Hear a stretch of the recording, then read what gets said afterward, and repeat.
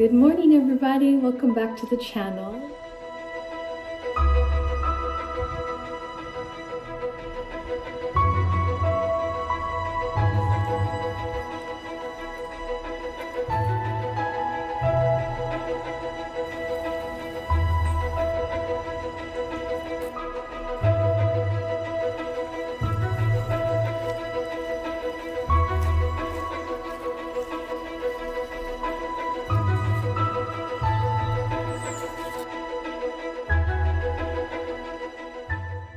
As we leave the forest here on this side are some dogs that just go crazy. They bark incessantly at anything walking by, human, dog, car, whatever.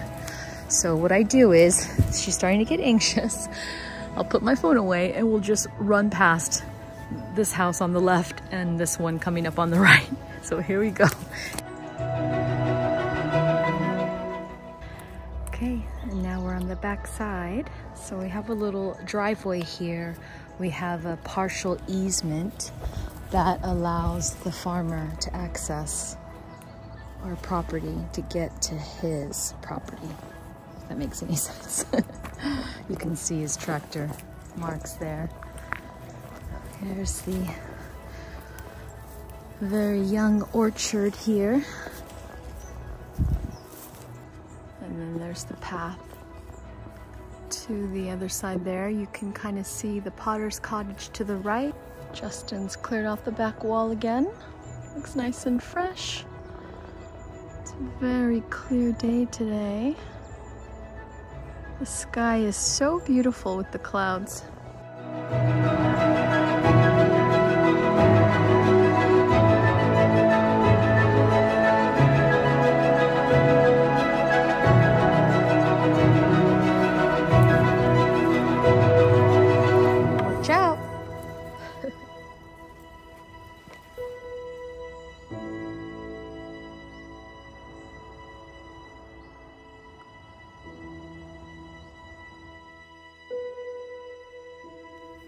How beautiful those are, huh? Yeah, that was just a little walk, one of the few walks around our commune that I get to enjoy with our dog. Brebby is slowly adjusting to the excitability of it all and, you know, exploring a new area. So as you saw, we usually head towards the church. And then there's a little forest with the tiny, tiny little stream and the cutest little bridges to, you know, walk over.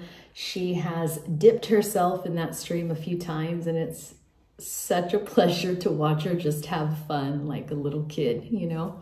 So I get that joy. But yeah, I'm very grateful to have that back in the back of our house and then also a nice forest walk in front. So as you see, it's a beautiful day. Justin is out running some errands. He's out getting new floorboards. And I'm actually in the kitchen now thinking that I'm ready to kind of decorate it a little bit for fall. We did finally add trim along the doorways, which I'm still getting used to. I'll show them to you, but I am very, very pleased with the floorboards along the kitchen. We just are missing a couple of areas that need it, so he's hoping that they are currently in stock. So we'll see, but it's time to kind of remove some of the whiteness in the room and add in the more browns that I love. So yeah, so let's just kind of play around and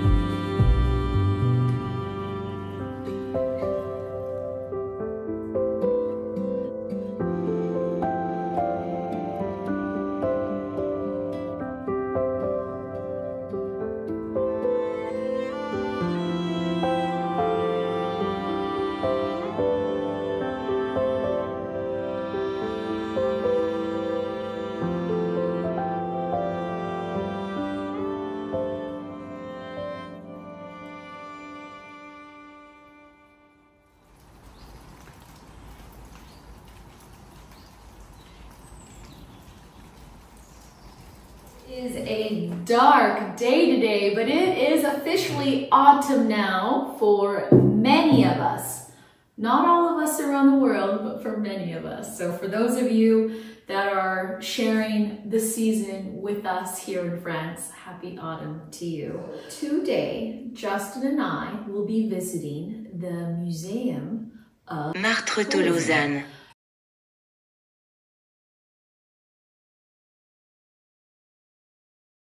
We are going to visit that museum, so I'm holding one of them here. There's just something so beautiful and simplistic about these glazed preservation pots from the 1800s. They're so beautiful. I just really cannot get enough of these gorgeous beauties. You have me under a spell.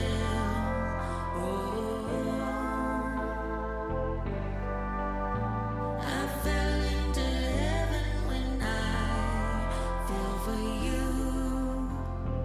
I never thought I would be here, sewing up your wounds. But you've got me over a barrel to tell you the truth.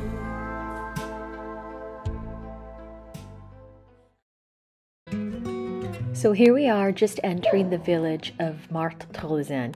Oh yeah, Brebby, you're gonna make a noise now when I start recording? No, sorry about that. We first discovered its pottery from a white soupier, hand-painted with blue birds and a floral motif. It was actually a wedding gift from the previous owner, who then gifted it to us when we bought the home from her.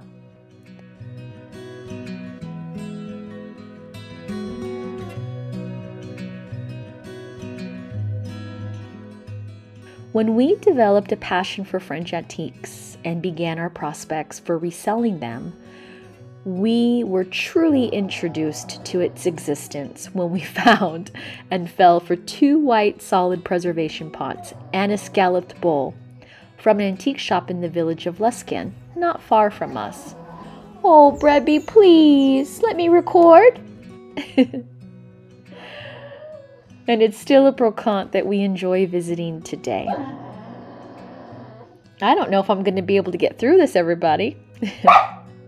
On our first 3 discoveries, all have been sold on our Etsy since then, but we've come across others from time to time.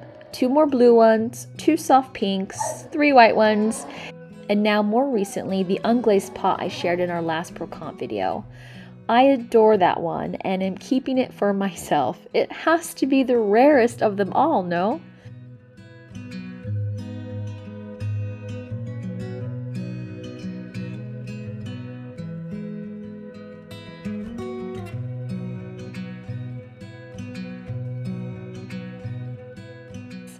I've developed a deep fondness for the beautiful yet simplistic and solid color preservation pots. They are old, they are minimal and timeless in design, and very versatile in our modern day.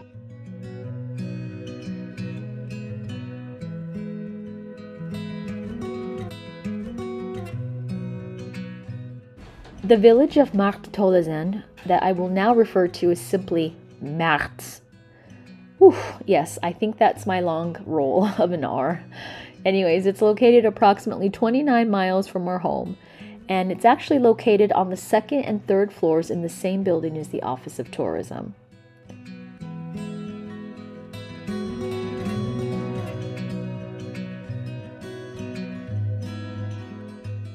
This faience, known as pottery decorated with opaque colored glazes, began in the 18th century and gradually expanded to 10 production houses in the 19th century.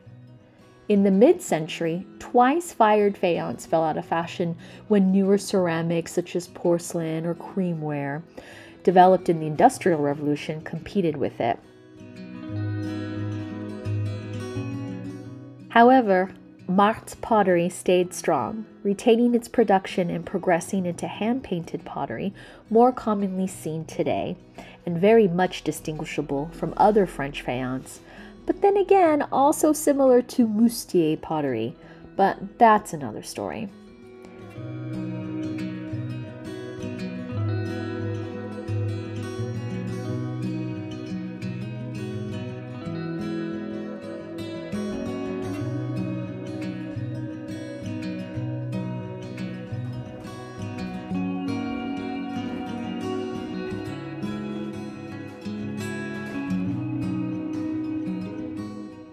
Today, the manufacturing method remains unchanged. The earthenware uses one of the oldest cooking techniques, the grand feu, which consists of cooking the piece of earthenware at a temperature ranging from 900 to 1000 Celsius. Grand feu. Grand feu. I'm going to practice that one. The decorations are always traced and painted by hand, making every single piece unique in one way or another. The 5 earthenware factories of Martes-Tolosane are still in operation and open for visitors with appointments.